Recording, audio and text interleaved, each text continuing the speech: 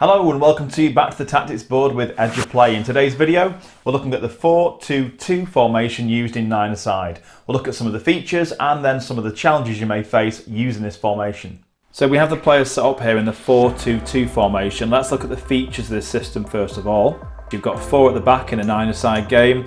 Can be great preparation for young players to get ready for playing in a 4 at 11-a-side. And it gives you that strong defensive base. You've got balance, you've got cover, you've got support, you've got the width. The group can move across the other way, cover the whole width of the pitch as a unit. You've then in front of that got your 2 central midfielders for support as well, so you can be screening the back 4, making it difficult to play through balls. All in all, you've got that unit of the goalkeeper, the 4 and the 2, to be a solid base for the team to work from. Overall, you've got this strong central spine, 3 pairs of players. You've got your central defenders, your central midfielders and your centre forwards. So it should be quite hard for a team to play through the middle.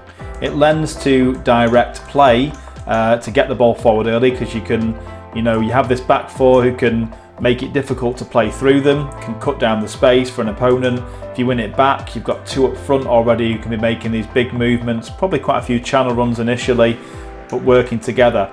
Because you haven't got 3 in midfield or 4 in midfield and there's big gaps down the channels, which I'll look at more in a moment, because of that you're less likely to be doing long build-up play and more to be getting the ball forward quite early. You could easily build from the back though, it's just how you get the ball from the middle to the final third. But if you look at 11-a-side, how a back 4 might work, and then if one of your midfielders drops in there, you can see you have good options there to work the ball left and right, with your other midfielder dropping into these spaces here to link between the midfield and the forward line. If you look again at 11-a-side point of view, you could really drop into there. You're creating a diamond of support there, diamond of support here, big diamond of support here. You could look to get the ball through that first third toward the middle third. I think that the difficulty is then how you get from this kind of area into the advanced area in possession of the ball. You would need movement from the players. As you can see, it's already had significant movement and kind of gone to a 2-3-2-1 to get to this stage here. So with lots of movement, you can see there you could be working the ball out from the back to one side and out to the other side.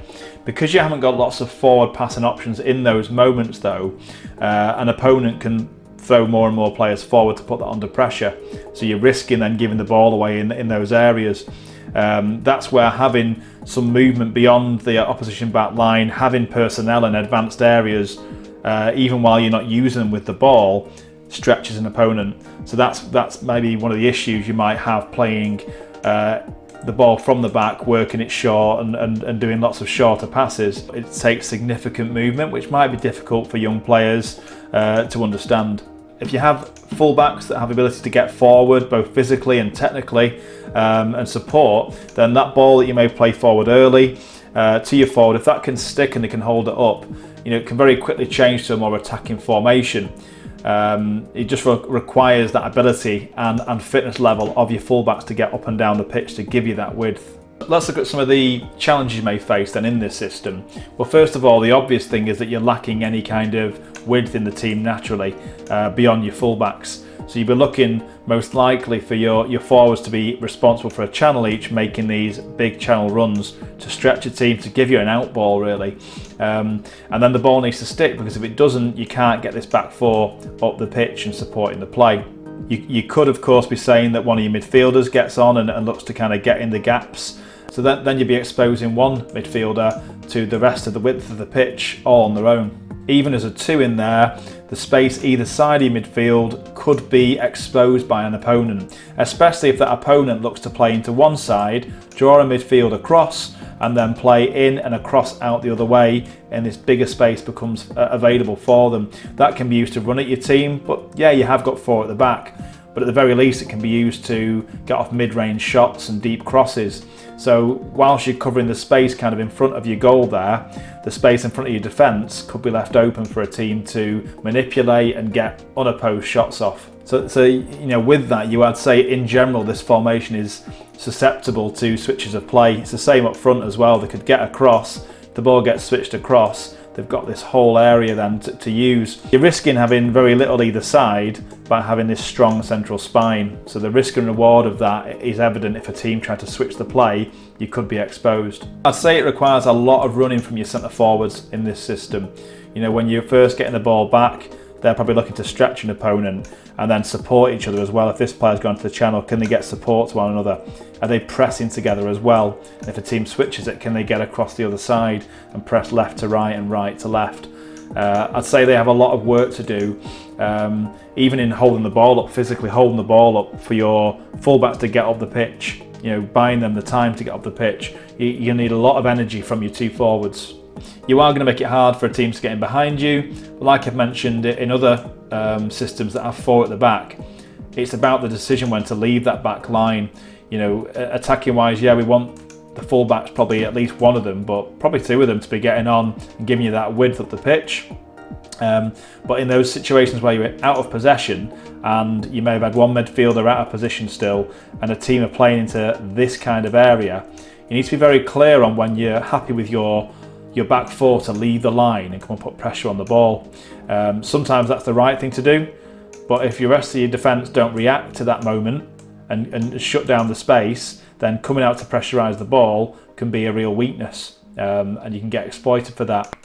It can sometimes be that thing of an opponent having a player sent off in the game and you have the extra player, but everyone just mentally switches off a little bit because they think we've got the extra player. Suddenly there's two players and neither of them marks the one player they have to deal with. They both think the other one's dealing with it. I think that can be the case for playing four at the back in a nine-a-side formation. There needs to be a clarity and a communication between them. When are you leaving the line? When someone does leave the line, how do you adapt the line, the shape, to deal with that? If there's not a communication, there's almost this false assumption, well, we've got low to cover here, I'll leave the line. Then at times you might have two players both leave the line together, and as they do that, they leave a big space in behind here. I think another thing to mention in this system as well is that you're going to need the varied movements of your forwards, as well as those big wing movements. You're going to need times where the player drops in to receive the ball in there, and if that doesn't happen, I think the gaps between your forwards and your midfielders will get so large at times, especially if one's made this big channel run. You know, instead of this player and the ball doesn't come, or it's intercepted, or it goes into midfield instead. Either way, big gaps between the players. And that's going to make it very hard to link up and have the combinations needed to create chances. Relating this formation to the 11-a-side game, it would feel a lot like a 4-4-2, I would say, but you're taking away your wingers, which is why it's a lot of hard work for your midfielders and your forwards to kind of provide your width and provide your defensive cover without them. It could also be like a 4-3-3, but you're taking away one from each of these areas here. So you could be your right side of midfielder, your left side midfielder. If you give them that extra job to kind of get forward and support in these areas, and then your forwards to almost act as a mix between a centre forward and a right winger, centre forward and a left winger. You can also see it being a little bit like your 5-3-2 as well. The idea that you're loading the back area, but you do have two up front. And it's all about how you get that midfield area to be able to link with the forward area, how you can get your wing backs up the pitch to make it an attacking formation. So I can see that the link between a 5-3-2 and this system as well.